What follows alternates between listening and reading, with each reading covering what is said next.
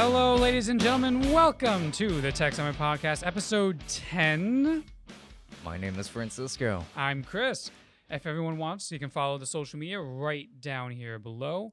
And we also have some bonus news. Yes, and those news are essentially that we are pretty much on every podcasting platform that you can think of. That's or right. At the very least, that you would be using. If that you're includes Spotify. Exactly. If you're watching us here on YouTube and you're tired of seeing our faces, we are now available on Spotify, Of course. Anchor, just about anywhere you can get your podcasts. Yeah, and with that said, I think we're pretty much ready to roll from here. So, That's right. Links will be down in the description below. of course.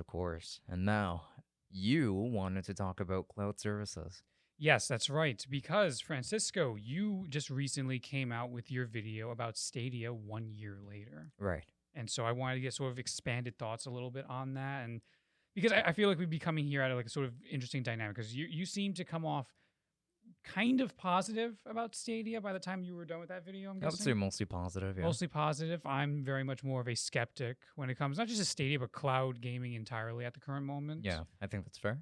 Because, like, you know, I personally feel like it's really difficult to sort of talk about cloud gaming when there's a lot of people out there who wouldn't have the internet connection to be able to play a lot of these games. Right, yeah. As you mentioned in the video, you know, it does not have 4G LTE support. That's just an example right there. Yes. In the comment section, though, I did notice that there were people that were claiming that, yes, it does indeed have 4G connectivity, or at the very least compatibility, and that you should be able to play these games on a 4G network. There were some that were saying, oh, you know, like it's going to be a lot easier to play these games when 5G is more of a thing and that kind of deal. Do you believe that? Well, when 5G is more of a thing, I mean, sure, yeah. We, according to Verizon, we actually do have more 5G towers being implemented around the city. That's also part of the thing that throws me off. Didn't you say that you have 5G connection for your home as it is, and you were still kind of... Yes. You were locked at 30 frames per second, that's for sure, as far as performance is concerned. Yeah, definitely locked in that regard. And even though the free tier of Stadia maxes out at 1080p, I was definitely playing at a lower resolution than that. Though if I'm playing on my Pixel, for instance, I can't tell the difference. It looks absolutely beautiful. It feels like I'm playing in 1440p. But otherwise, if I'm playing on a big TV, I tend to not see that. I tend to notice a lot more pixels. However, one thing that is a lot better now versus before when it comes to Stadia in particular is that when before I used to have a really big issue where essentially depending on how my Wi-Fi was feeling that day, Stadia would try to prioritize visuals versus performance, so I would get a lot of stutters and a lot of frame dips. Right. And now they're compromising more so on visuals to give you that kind of performance, which, I mean, I'm fine playing a lot of games at 30 frames per second. If I'm playing a first-person shooter, no. But, yeah, I mean, the likelihood of that happening is you very low. don't really play FPS games at all. Right, yeah. But if I'm playing some kind of RPG, then 30 FPS is just fine. I mean, so the example that you also use, the example you used in your video was Final Fantasy 15. Right. And, you know, it looks fine, but I like the idea of being able to play that at 60.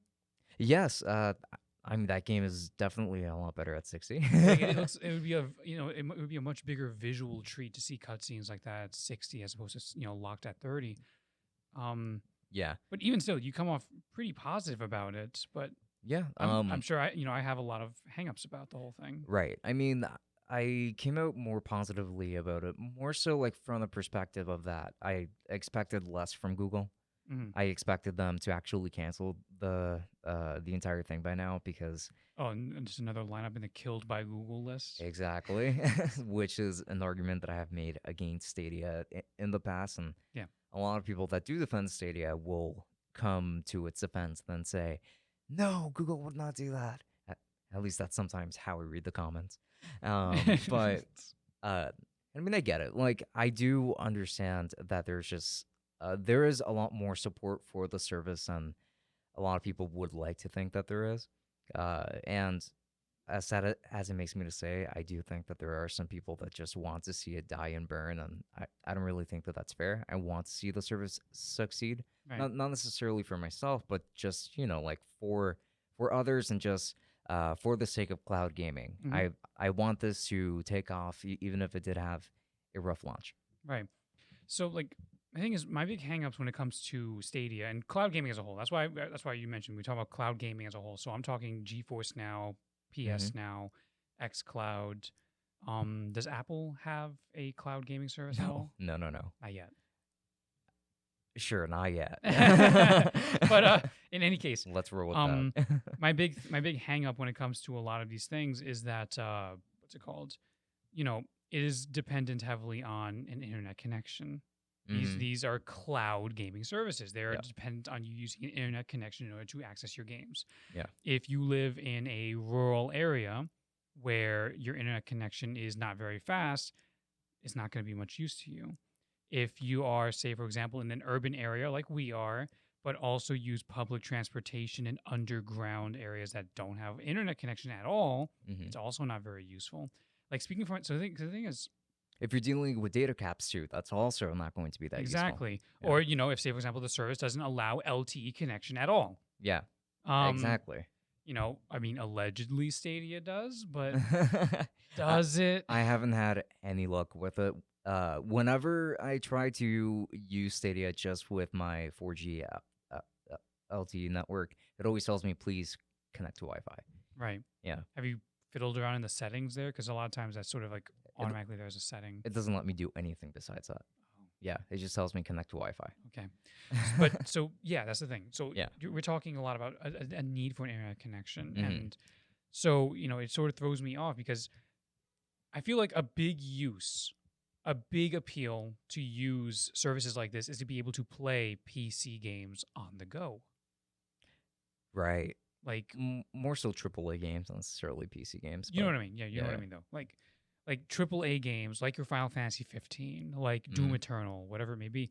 Like to be able to play those kinds of games on the go without having to carry a giant desktop with you Or even a laptop. or a big gaming laptop, which would Hmm. just roast the hell out of your lap if you have that on your lap while you're on the go. And your battery life. And the battery life, you get maybe half an hour of battery life on it. Yep. So, a big appeal to these kind of services to be able to play these things on the go. But the problem is that when you're playing on the go, you're not necessarily attached to a Wi-Fi connection.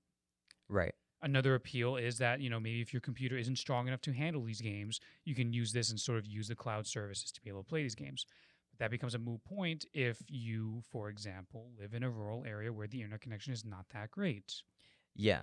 And for a lot of people, that is still the case. If you're living in other countries, for instance, where the internet just isn't that developed, uh, you're going to come across a lot of issues with Stadia. Stadia may not be a good solution for you. It just becomes more worth it to just either build a PC and be able to play those games natively, or buy a console if building a PC is too expensive. Yeah.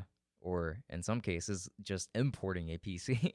Importing a PC, yes. Yeah, but So that's why I know a lot of people will talk about, say for example, Stadia or PS Now being a really good offer, especially Mhm. compared to like Game Pass. But I'm sorry, Game Pass beats it out just because. Here we go again. Yes, back the to same the song and dance. yeah, back to the Game Pass hour here. But I'm sorry, it just comes down. Game Pass requires you to install the games and Mhm. you're able to play them offline. Whereas with, say, for example, xCloud, which would be Microsoft's equivalent, you need an internet connection. Mhm. You know what it is? I really like the idea of something like Stadia or xCloud being able to play these things on the go. But it also feels like something that works a lot more in an area that is a lot more integrated with Wi-Fi connections or very fast Wi-Fi connections. Like, say, for example, maybe South Korea. Because Right. South Korea's internet connection is really good. Don't they have free public Wi-Fi just about everywhere in the country, more or less? That I can't confirm. Yes or no? I can't confirm Okay, it. cannot. Yeah. Okay, but like a place like that where like the Wi-Fi is a lot faster and a lot more ubiquitous in public spaces, it makes a lot more sense to have something like this. Right Mhm. now, over here in say the United States or in many other Western countries, that's just not really feasible at the current moment. Yeah, I would have to agree with that. I mean, we live in New York. Mhm. We are in New York City in You're particular. over here doxing us. Yes, I'm over here doxing us. I think people should know. Yeah, Better watch out. you better watch out. Someone's gonna kick my ass for talking about Game Pass too much. Exactly. I think that's an issue, and I think I do want people to go after you for that. Ah, All right, so hint, hint. No, I'm totally just joking. If I get swatted, it's on you. Unless I call the SWAT team. No, that won't happen. You were saying? I was saying that, we do have access to supposedly very fast internet and, like great services, but I feel like we can't really make the most out of them because there are just so many people that live in New York City. It's And, I mean, I also think it's just also difficult just because not every single like there is not a large public Wi-Fi space in the entire city. Like you have your Link NYCs which have Wi-Fi, but that requires you to stay within distance of it. You have Wi-Fi in the subway stations, but that requires you to stay in the station. Once the train arrives and then you're going into the mhm, tunnel, that's it. Not yeah, only do you not have your Wi-Fi, but because you're in a tunnel, you also do not have your LTE data either. yeah, right. So at that point, you're just gonna have a complete cutoff in your like Stadia experience, for example. It's just gonna Yeah. stutter and freeze, and you're probably just gonna get disconnected from it entirely until you get to the next station. And by the time you're able to connect to the Wi-Fi in that next station, you're Mm. already on your way out. Unless you could like maybe download portions of the game onto whatever device you're using, Right. which is clearly not happening anytime soon, Now, or we don't even know if it's actually feasible. But like, let's say that was a thing in the future that you could download portions of the game so that you could at the very least continue in offline mode automatically right. to some degree, and maybe just like play the game at like 144p until then. You're You're killing me. You're killing. Where's the censoring button here? The bleep button? Yeah, Oh, there isn't one. We it haven't should be. implemented one. It should be. Oh, well, with Put us it. Put it in the running out of time. soundboard. Yeah, we'll get to that eventually. Ah. So we're gonna go into uncharted territory here with Tech Summit here. Sure. But going into the tech of subway cars. Another potential solution to this whole thing is that the MTA, the Metropolitan Transit Authority in New York City, New York State rather, is actually implementing new train cars, slowly introducing them. They were supposed to start in 2020, but due to uncertain circumstances, we were able to. Oh crap! By the way, guys, forgot to note, due to unforeseen circumstances, we will be recording this podcast once a week. For For a foreseeable- little while, yes. Yeah, just a temporary thing. Yeah. Just because there's a possibility we lock down, traveling is going to be a little bit restricted. But Mhm. for the foreseeable future, we're going to be recording once a week. They are going to be longer episodes, so they are going to be, relatively the same length as the 2 episodes we've currently been doing, but just once a week on Sundays. Yeah, so do not worry. Those episodes are still going to be coming. We're not abandoning the Tech Summit podcast by a long shot. Absolutely not. Anyway, back to what we were saying. Of course. Yes, the MTA is bringing out new subway cars. They were supposed to be rolling out in 2020, but they have not really fully implemented yet. It's starting in the A line, actually, so Right. relatively within distance of us a little bit. The A line kind of goes through the entire city, so a lot of people will be able to access them. Yeah. But one of the major features of those new train cars was going to be built-in Wi-Fi, Mm-hmm. which means that you'd be able to be connected to the internet even underneath, the tunnels, which would be a massively great feature, especially for something like a Stadia. Mm-hmm.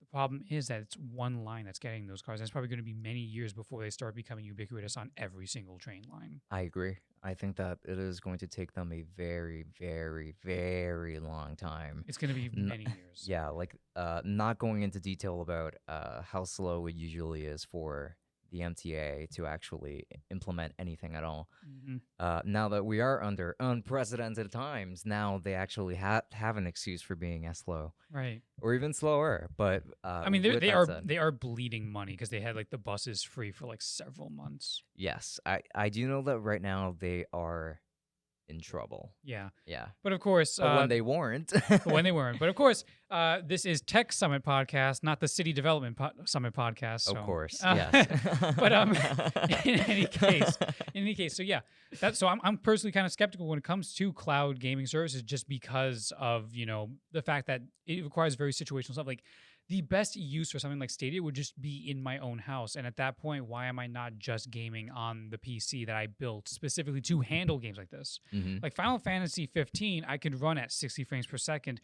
even on my current build, absolutely on the next one that I'm making. So, at that point, you're just kind of like, what is the audience for these kind of things? People who don't have PCs like this, Right. PCs that can handle games like this, like people that might still be running on a Chromebook, for instance. For people who are just using ultrabooks in general, Right.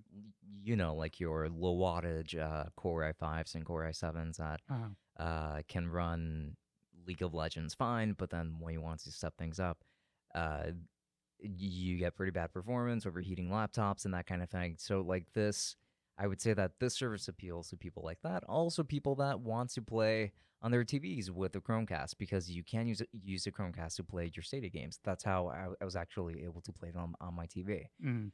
This can also apply to people who maybe don't necessarily have either and just have a smartphone, maybe just have one of the budget Pixels, and they can pretty much only play on that. Like, Right. I would say that the audience is split, and that it can apply to a lot of different people for a lot of different reasons. But right now, I mean, at the very least here in a first world country, that's probably not the case for a lot of people. At least here in the city where we live, a lot of people have the hardware to support a lot of these games. Like, a lot of people have their consoles. A lot of people have PlayStation 5s and Xbox Series X's, of course.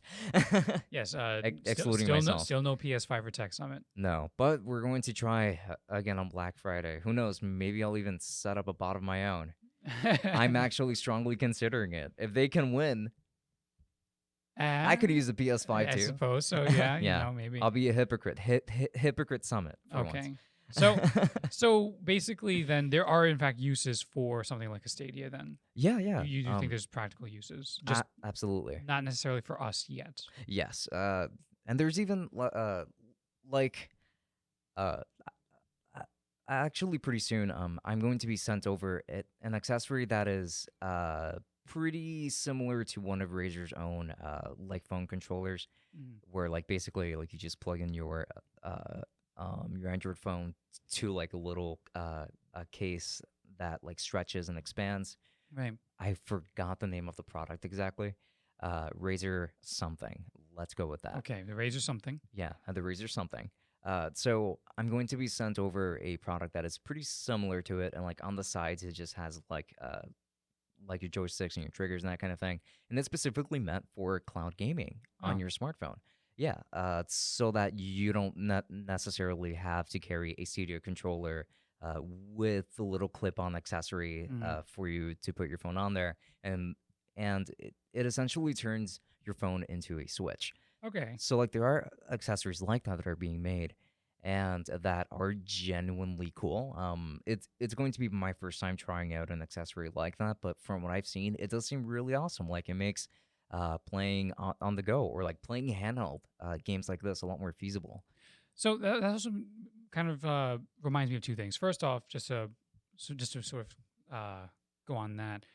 Speaking of controllers, you also mentioned in your video that the Stadia controller is fantastic. Yes, in my opinion, it's one of the best controllers of all time. Really? Yes, and it's because of how nicely weighted it is, the positioning of the buttons, and just like the grip.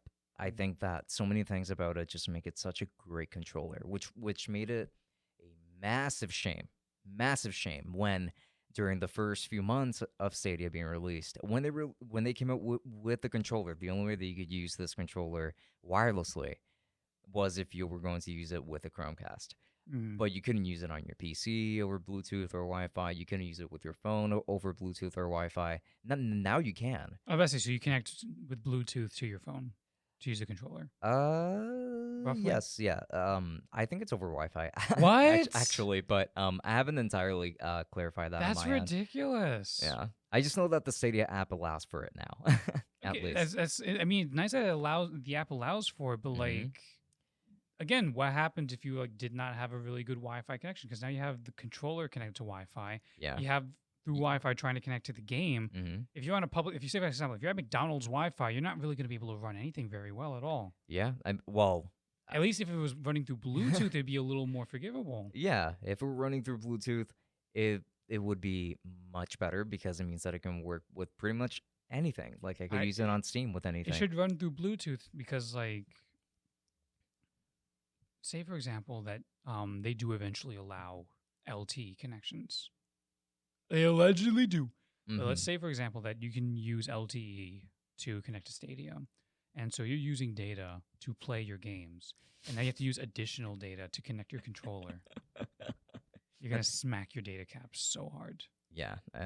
I mean, already unlimited data on your 4G LTE line technically means like 50 gigs because they know that you're not going to burn through all that in 1 month. They expect you to not do so, but then if you do, It's very difficult to do so.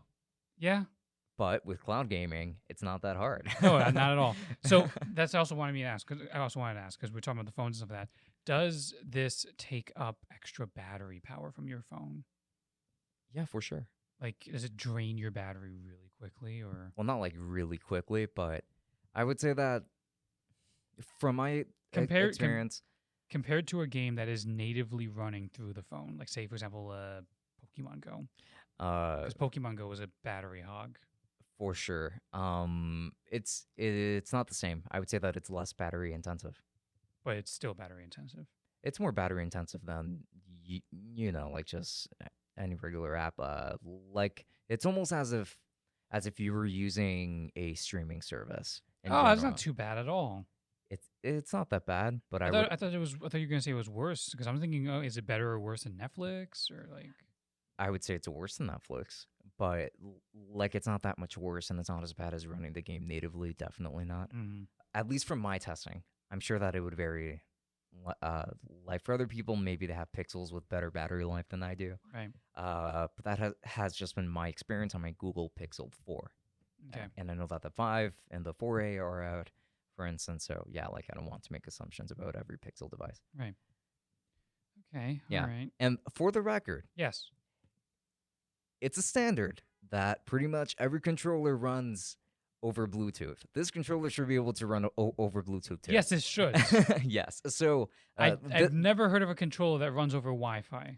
right. This conversation should not be happening, in my opinion. Google should have had that straight from the very beginning. I would love to use that Stadia controller on Steam over Bluetooth, because even if I wanted to like plug it in, my experience has been that trying to use that controller on Steam has been pretty shoddy Hmm. to the point where I mean at first it was basically completely not compatible. Right. Yeah, so just a lot of issues on that end. Honestly, that's probably the thing that has upset me the most. And it technically doesn't even have to do with the service itself. It just has to do with the hardware portion itself. Because Stadia is a service. It's not really a piece of hardware. Yeah. It's not a console. It's not a PC. It's just a cloud gaming service like X Cloud. Did I say that right? Yes, it is xCloud. You almost said Game Pass again, didn't you? I did. Oh. I always confuse the two. Ugh. Yeah. Don't do that. No. I know. It offends you in particular. Oh, what's it called? You being a fanboy. Shut up. I'm a fan of saving money. And you're a boy. So that makes you a fanboy. Okay. Yeah. So that's another thing, by the way. So I want to also sort of expand a little bit on another thing that I have an issue with when it comes to cloud gaming services. Hit me. So, because for example, I am not a subscriber to any of these currently. Yeah. When I got my 3070, Mhm. NVIDIA decided to cheap out and not give you a free game. They left the free games for the 80 and the 90, which you could not find. Right. For the 70, all you got was a year of GeForce Now. Mm-hmm. And I'm thinking, well, okay, I guess I can use GeForce Now, play some games. It's kind of like a Netflix of games. It's not, because you need to own the games in order to play them. Right. And apparently this is the same thing with... Are you about to mute me? Oh no. I was increasing the volume on my headphones. That's all. You also got mine. Oh, I still got yours. Yeah. Oh, okay. Good. What? Anyway, continue. Anyway. It's okay. I'll lower it. Anyway, what's it called? So like you need to own the games in order to actually play them through the cloud gaming service. You need to buy the games on Stadia. So it's not even like you're paying a monthly fee. It's not even like you're paying a monthly fee and then you just get the games through the cloud service, kind of like you would with Netflix. Like you just Or GeForce Now. or GeForce Now or XCloud or PS Well, Now. okay, like in all defense to Stadia users, GeForce Now does require you to still buy the games. It's just Yes. that if you have them on PC already, the ones that are compatible with GeForce Now with the service itself, you can just play them outright over the web.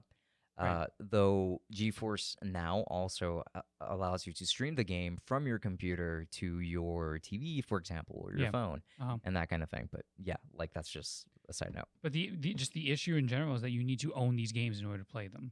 Yes. So you're paying monthly for a streaming service Mhm. that is very situational in its uses, and then you're paying an additional cost for the game itself. In many cases, $60. Yeah, I mean that's why I would just make the argument that cloud gaming right now, at least, it's definitely not for everybody, and it's not for most people. So one of the things I wanted to sort of hammer on, the reason why I'm bringing this up is because you mentioned in your video that Stadia is giving you one free game a month. Tell me about that. Expand on that a little bit. Well, you do have to pay for the service. Yes. They do have a free tier, but obviously with the free tier, they don't give you any free games. Yeah. But if you do pay the $10 a month that it's worth for Stadia Pro, you get to play games in 4K. Very big quotations there. But you also get free games every month. And they give you a couple of choices to choose from, at least from my understanding, and then you pick one game that you want from that list. Right. It tends to be indie games mostly, but sometimes even just some older AAA games from what I've seen. So what you're saying is I will not be able to play Valhalla on the go. Well, you can if you buy the game. Besides buying the game. Besides buying the game. Besides buying the game. I mean, I don't see them giving it away anytime soon. This game is brand new. It is. I don't see any platform besides Game Pass giving this away anytime soon. Oh no, Game Pass wouldn't do it either. Oh, well, there you go. Ubisoft does not give away games on Game Pass. Okay. Then we definitely cannot expect Stadia to be giving it away anytime soon. But, I mean, in the future, they could. So, what is the point? The point is that... What is the point?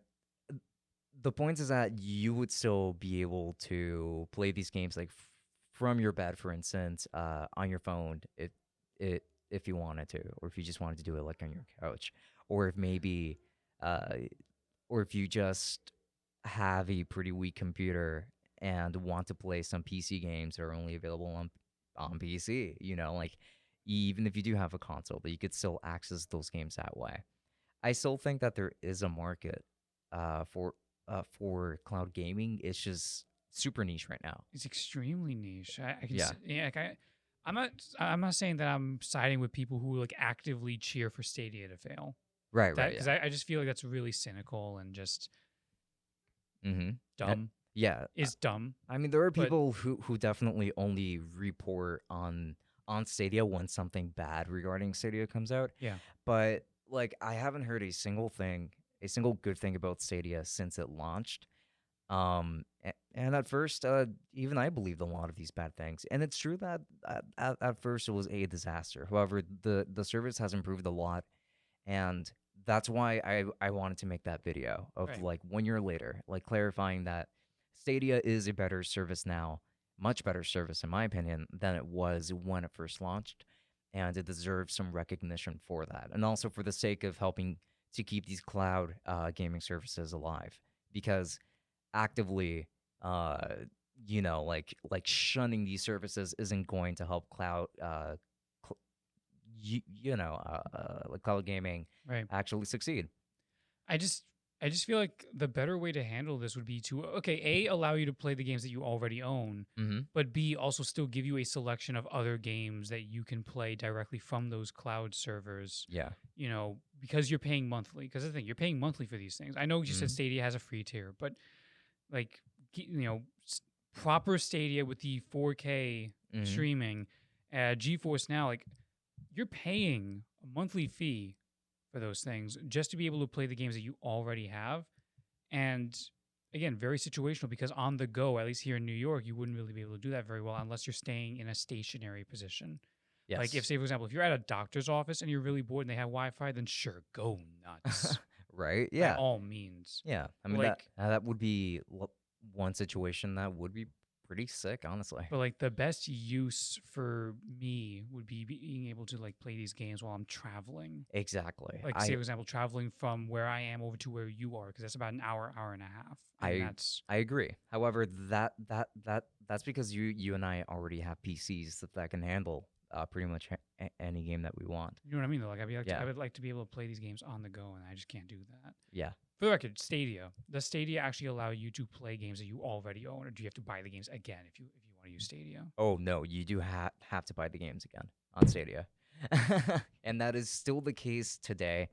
And it is the most expensive cloud gaming service to get into, I think, right now.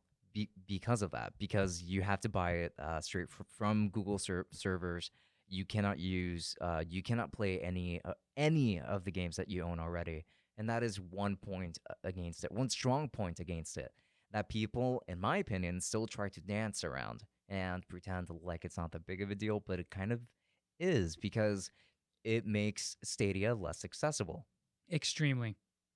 Extremely. The idea is if Now they I have I a just feel like the Chromebook. only reason why I've never Use bought a Stadia. game beforehand and they want to play, like, if you have a Chromebook or whatever, fine, go nuts. But like, if you're the kind of person who like is looking into these games and already has a library of games, but maybe just doesn't have the PC that's strong enough to handle some of these, just upgrade your PC.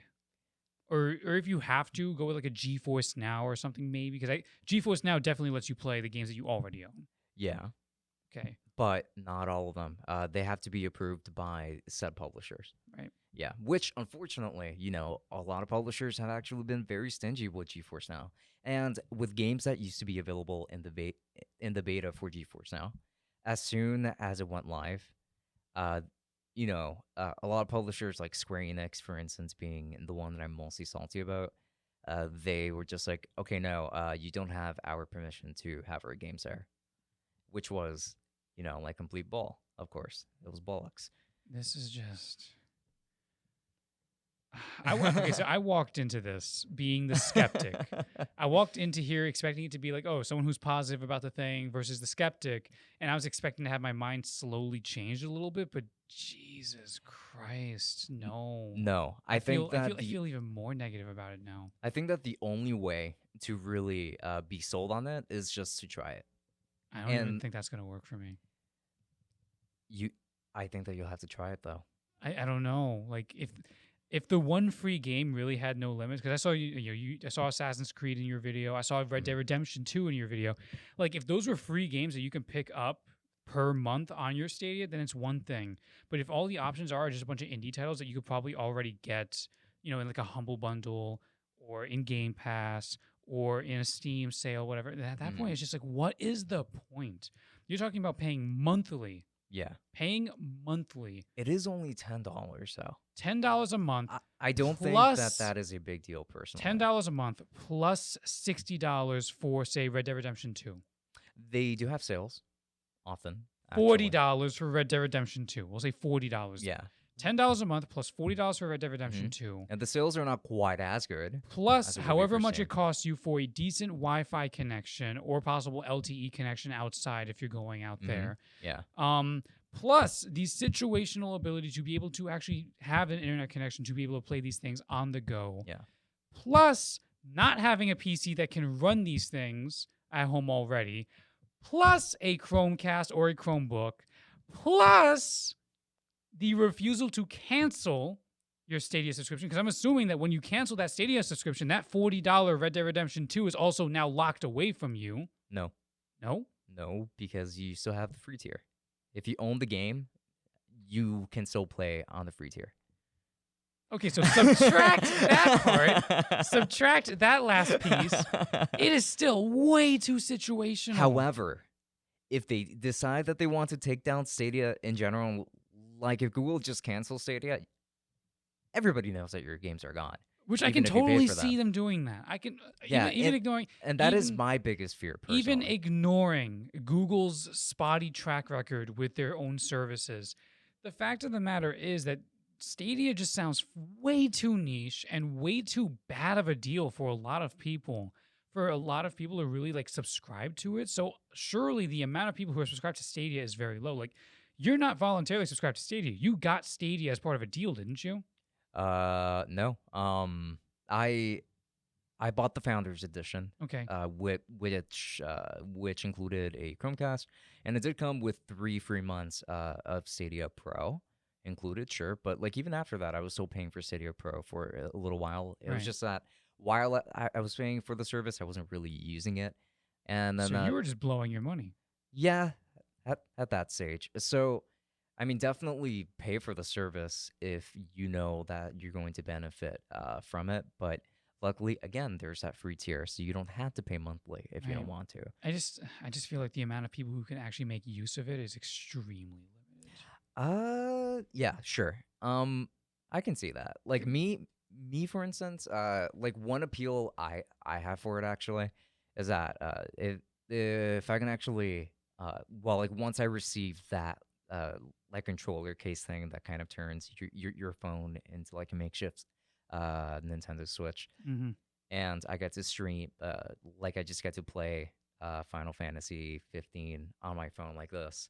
Uh on on my bed. Like I think that's pretty awesome, to be honest. And the fact that it's like running on my phone and that it looks this good and that there are like barely any kind of stutters on it, because now they are prioritizing performance over visuals, Mm-hmm. and the performance for a game like that at 30 frames per second on a tiny phone screen, the game looks absolutely gorgeous and it runs just fine. I mean, it seems like a nice little convenience, but it also again feels pretty situational overall, especially for how much you're paying when it comes to these things. Yeah. However, I'll be honest with you, it is a convenience I would be willing to pay for. I guess. Yeah. So, I wouldn't. I would be paying for something I can actually take on the go with me. no, yeah. I completely understand that too. Like the value proposition is not there for everybody. As much as it would be hard for some people to hear. Right. I think it's an outright bad proposition. I think it's like I think it's just outright bad as Yeah. someone who actually values being able to Mm, save money and stuff like that. Like I know I sound like a Game Pass shill, but the biggest reason for that is just because of the offer that it is. You know, like if Game Pass was like $30 a month, for example, I would absolutely not be doing it, even with all the games that are on there. The fact is that because it's mm. $5 to $15 is why I often talk so highly of it, because just it is a value proposition that is really good. Yeah. And it is available on Android now. That too, Too. Yeah. and Stadia goes on the complete opposite end of the spectrum, where it's just a really bad proposition, in my opinion, at least. I totally understand that. And I don't blame you for feeling that way. I don't blame anybody that does feel that way because yeah, I mean, even I still think that it's not the best deal out there when it comes to cloud gaming. So GeForce Now, because I'm a PC gamer already, I have so many games on Steam. I take a lot more advantage of GeForce Now, especially with it being cheaper. But with something like Stadia, if let's say that you didn't already have something like that available to you, then you know, like I can understand you wanting to side with Stadia. On the other hand, like Right. if you don't already own these games somewhere else, like it might not be a problem for you to just buy them on Stadia. Right. Now, another small negative for Stadia. I also kind of wanted to ask about GeForce. I feel like you might have said this earlier, but I forgot. It's fine. Go we ahead. were we go were for we it. were a bit busy before we started recording this Yes. episode. It's very important. Yes, classified information though. Yeah. What's it called? Just so I'm certain, you mentioned in the video that Stadia is not supported on iOS. Exactly. GeForce Now, I'm presuming, is also not Nope. on iOS. Nope. Are there any plans for either of these to show up? There's a plan for GeForce to There's a come plan to for iOS. GeForce. Yes. Mhm. Good.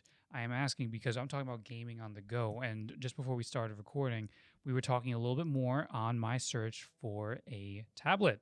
Yes, of We were course. searching a bit for, talking a bit about my search for a tablet Mm-hmm. because you dared to plant this tiny little seed in my brain that just makes me think, wow, it would be really nice to be able to do some art doodling on the go while I'm traveling over here to record these podcasts. Well, of course. And my laptop is a chunky boy. Yeah. It's a and gaming laptop. It is a gaming laptop. It's a chunky boy. The hinge is busted to all hell at the moment. Mm-hmm. It's just a very dangerous device to be taking with me, especially with how many trains I take to get over here. I usually take like 4 trains to get here. Right. And essentially, you were sold on the iPad Air. I was in fact still on the iPad. It was also the Surface Pro. We were looking at the Surface Pro as a possibility because Right. I was talking to some mutual friends of ours, Hmm. and they talked about this stuff. Some of them have used Surface Pros. One of them is an iPad user. Hmm. And I really liked the idea of being able to use ZBrush, specifically Pixelogic ZBrush Yeah. on the go, which for the people in the audience that are not aware, ZBrush is the top of the line 3D sculpting tool. Like you would sculpt characters and stuff like that in ZBrush and then transfer it over to a 3D software of choice with Blender, Maya, whatever it may be, and you would sort of retopologize and be able to rig texture, all that stuff. Right. Um, One important thing to note is that, like, both of us are animators who graduated from animation school. that's right. Yeah. In different fields, however. Francisco, Technically, you yeah. are a 2D animator. Yeah, and you're I'm- more so on the 3D I side. am much more on the 3D side, so Mhm. it is different perspectives here. Yes. As a matter of fact, it's funny because you not too long ago you reviewed that tablet, right? You reviewed the drawing tablet display. Do you mean the Huion one? Yes, Yes, the Huion Canvas 22 Plus. I did exactly. review And you were that. very positive on it, weren't you? Oh yeah, I absolutely love it. I think it's great. I love Exactly. it. Unfortunately, I cannot carry that on the go with me. Of course you can. I would recommend getting even the Cintiq that because if you wanted to take something with you on the go, you still have to have a laptop with you or something to Exactly. connect that Cintiq to. So the thing is, I really like the idea of having ZBrush on the go with me. Yes. And ZBrush does not have a mobile version. Right. So, like, say for example, on an iPad or another tablet, ZBrush would not exist. Right. So Um, I'm not confident that even if you were to go with a Surface, I'm not confident that even if you go with the top of the line Surface Pro, that you would still have a good experience using ZBrush on it. Yes. Now that was one of the biggest points that you were bringing up. Yeah. Because we sort of looked at it, and in order to have a computer that would be able to safely run ZBrush to the level that I would need for it, because Mhm. you're talking about millions of polygons at Yeah. points, that I would be paying over $1,000. Oh, well over $1,000. Well over I think. Yeah, like $1,000. when it comes to a laptop, because now the thing is that a lot of these ultrabooks, and yes, the Surface Pro is a tablet, but Mhm. it does have the specs of an ultrabook. Really, an ultrabook that doesn't have a dedicated GPU, and sure, you could say that ZBrush is mostly CPU intensive, but we are still working with a low wattage, low core count, low threads, and just in general low clock speed Yeah. CPU. Exactly. See, and you were looking at it from a sort of specs point of view of like what can actually run ZBrush. And after a point, I started to realize things from a practical point of view. Because the thing is, the Mhm. reason why I would want something like this in order to do 3D sculpting on the go is so that way instead of having a laptop where I have to put it on my lap and do all that stuff, Mhm. I can just have something that I can like sort of like cradle in my arm even when I'm standing in the train Yeah. and just sort of do my thing here. Mhm. That becomes a problem when it comes to ZBrush because ZBrush is reliant on keyboard shortcuts. So, it'd be nice to have that sort of little felt keyboard that a Surface Pro can have, felt or rubber or whatever it is. Yeah. But in order to do that, now you're talking about propping it somewhere Mhm. and trying to run it like this, draw like this while using the keyboard shortcuts, in which case you're probably talking about possibly pushing it over if you put too much pressure on the screen. Yeah. Or plugging in an external tablet, and now you're just wondering why I'm not just using the laptop in the first place. Yeah. So, the Surface Pro ends up kind of getting struck out entirely. So now it seems like the big running candidate is, in fact, an iPad Air, which you recommended last time I was here. Yes. However, you wouldn't be using ZBrush anymore. That's right. You would Ye- not be using ZBrush. You would be using mobile software. Of which there are two major candidates. There is Sculptura 3D Mhm. and Forger. Yes. And both of them have their pros and cons. Sculptura 3D, for particular, is not using polygons like ZBrush, Blender, or Forger would. Mhm. Sculptura uses voxels, which allows for a little bit more flexibility in what you can actually make without having to worry about like stretching out polygons and retopologize or Mhm. Z remesh, for example, in the case of ZBrush, which is good but also bad. It depends on how it comes out to. You don't risk having like there's not double really vertices or there's anything not like there's that. not really subdivisions, for example, that you can Mm. really do. You can't really subdivide voxels as well. There are no layers, which I'm Right. pretty sure even from a 2D perspective, the importance of layers. Yes. Of having layers. Yes, I did have to use ZBrush at one point. Yes, even Hmm. for things like Photoshop, you Hmm. understand the importance of using layers when it comes down to 2D animation Yeah, well, and 2D art. and it's funny too because I animated my entire thesis using only 2 layers of animation because Very. the software that I was using only allowed for 2 layers that you can customize frame by frame and a background layer. What were you using, Toon Boom? No, I was using Sketchbook Pro, the Flipbook Okay, portion of it. Yeah. right. No, definitely. Okay, so yeah. And of course, there's also no masking tool in Sculptura, which is a huge deal when you're talking about 3D sculpting, at least in my opinion. Because, Okay. I like, say mean, for if it's example, something that you use a lot, then I use it extremely a lot. Like, say, just use an example. If you're making a character and you're trying to do the teeth right. for that person, or like like a nose, for example, you would want to mask out the areas of where the teeth are going to come out, and then just be able to use a transform tool and just literally pull it down. Mm-hmm. And right then and there, you already have your basic blocking shape for like teeth. Um, if there's no masking tool, all of a sudden you have to be a lot more finer with it, and it becomes a lot more of a guessing game, and it just becomes a lot more tedious trying to make sure that you're taking it out right, smoothing it right, and all that stuff. Right. It becomes easier to just either mask it out and pull them out, or in the Mm-hmm. case of, say, for example, ZBrush, creating individual meshes, putting them near where they would be positioned, and then just dynamesh them together, which would sort of combine it all into one mesh and Yeah. then sort of smooth them there. That's a ZBrush function. I don't think Sculptor or Forager have that ability. I mean, Blender doesn't either, actually.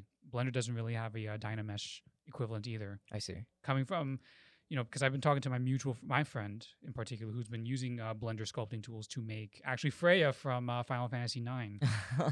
It's sick. And yeah, I'm like, oh, just use a Dynamesh equivalent. And he's like, we don't have that in Blender. I'm just like, oh.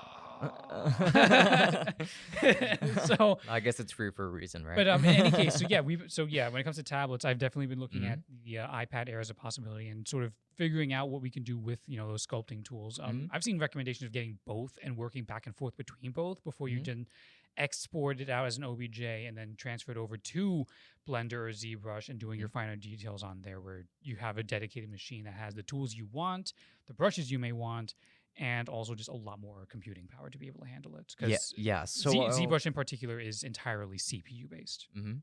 So while you may not be able to finish any projects on these mobile softwares, you can at least start them. That's Yeah, entirely the point. The entire point is make to doodle. progress. Yeah. The entire purpose for an iPad Air, for me at least, the entire purpose of an iPad Air for me would be to doodle, basically doodle on the go when it comes to 3D sketches, as well as 2D for like things like storyboarding, Yeah. which is something I would like to be able to do a lot, or do like small little concept sketches, even though I'm not exactly the best 2D artist out there. You run laps around me when it comes to that stuff. Um, so, but like that's the practical use that I would have for something like this. And I've also been kind of looking around for other uses, like being able to game on the go a little bit. You have your mobile games, your Genshin Impacts and stuff like that. But it'd also be nice to be able to do cloud gaming on the go Mhm. in the event that built-in Wi-Fi train cars become more commonplace. And Stadia not being on there is also kind of a gone thing. It's just There was somebody in the comment section actually that mentioned that there is a workaround to being able to use Stadia on your iPad. And I think that they were like I asked them, how do they get this to work? I never got an answer. But so my guess is that I think that what they did is it's just that they downloaded Chrome, like the Chrome app, and then just tried to go on Stadia.google.com, I think. that just sounds like a recipe for disaster when it comes to like actual frame rates, because it feels like it'd be extremely choppy if you're trying to run it through a browser. I mean, that's how it works on PC. That's how you use Stadia on Okay, PC. but on a PC where you have more computing power, but versus on the go with a tablet, for example. I don't, I don't see how that would be an issue. Really? Yeah, really. I don't think so. I'm very skeptical a little bit. I mean, I can totally test it, but but That's right. That's yeah. right. You're going to be getting an iPad Air yourself. Yes, for reviewing purposes. I even have a Pro. I can test it later. So he has the iPad Pro. He's going to have the iPad Air. Yeah. There's going to be a direct comparison being made between the two, of course, because both of them look identical. Yeah. So, what would be the benefits for getting a Pro instead of an Air? That is something that I hope to explore in that comparison video. Right. But I mean, something that's very noticeable about the Air is that it's actually really, I'm not going to say cheap, but like It's just more compare affordable. It's not cheap. is a lot more affordable compared to a Surface Pro, for example. Like Yes. $600 is the base price Yep. for an iPad Air, and I don't think I need to go above that. I know 64 gigabytes sounds like a very small amount of space, but again, for sketch doodles, it just You it can seems like always very manageable. get an external SSD to use with it. That's right too. Yeah. Exactly. Yeah. So honestly, I wouldn't worry too much about it. You can't put like micro SDs in there at all, can you? No, No. unless you have an adapter. Okay. Yes. Which I actually do have for my iPad Pro, but I do tend to use a portable SSD from Western Digital. Mhm. It is just USB-C, so it's just plug and go from there. Right. Yeah. So yeah, no, but so are there any other tablets that are even that are even comparable to the iPad Air when it comes to these kind of options? Like, say for example, Android tablets are like, yeah, exactly. Yeah. Tell me your thoughts on Android tablets. So there is this one app that I actually tested for the Galaxy Tab S7, which was called Nomad, and it seemed like it reminded me a lot of Blender actually, and the way that it operated. It was just a lot more touch based, obviously. Right. Uh, However, I feel like that's maybe just the only decent option. It is a free app, but even then, like you just don't really have that many options on Android tablets, and even then, the Snapdragon CPUs aren't really as well optimized because I want to make the argument that it's because like it is a lot easier to put up apps on the Google Play Store than it would be to like optimize things to work well for Apple's own CPUs because Right. the Snapdragon CPUs go into smartphones also. So like it is a lot more general. Okay. I mean, there's also the screen responsiveness and the latency. Our mutual friend mentioned to me before how iPad is really good when it comes to responsiveness with the screen and the Apple Pencil, significantly better than Android or Surface Pro, possibly. Do you have any thoughts on that? I'll say this. The iPad Pro has the highest refresh rate at 120 hertz, which is amazing. Do we know when it comes to the specs for the Air? The Air Fourth gen? It is fourth gen. Yes, I'm actually not entirely sure if it does or not, but I would venture to think that it does, because honestly, like to me, the iPad Air just looks exactly like a 2018 iPad Pro, which I was is about exactly to what I say, it have. seems like it's very much just kind of like very close to the iPad Pro as far as specs is concerned, just maybe slightly Way lower. too close, even in terms of visuals. So I would really have to wait until I I'm about to say, until I have both of them. so but before you are able to make this sort of comparison video and find out like a final verdict, what is your current prediction between the two? my prediction, I think that the iPad Air 4 is just going to be a straight up iPad Pro from 2018. Right. But just maybe some things might be different here and there. But I mean, even in terms of visuals, they're almost identical. So basically, it'd just be more worth it to get that unless you really need the extra computing power for an iPad Pro. Maybe. I mean, for me, it is hard to say because I'll be frank, I haven't watched any reviews on the iPad Air 4 because I want to be surprised. Like, I want to be able to find these things out for myself when I actually get it in. But if I were to make a guess, like, I would think that they would be almost unnoticeable in terms of performance when it comes to the vast majority of applications. Okay. Yeah. Now, when it comes to responsiveness with the Apple Pencil, I know that they've improved latency actually, but that was more so with the software update. It wasn't with It wasn't hardware related. exactly. So it went from being I think 18 milliseconds response time with the Apple Pencil to the screen to being just 9 milliseconds, which is very good, right? They reduced it by half. But it's also like very good compared to other tablets and stuff like that, right?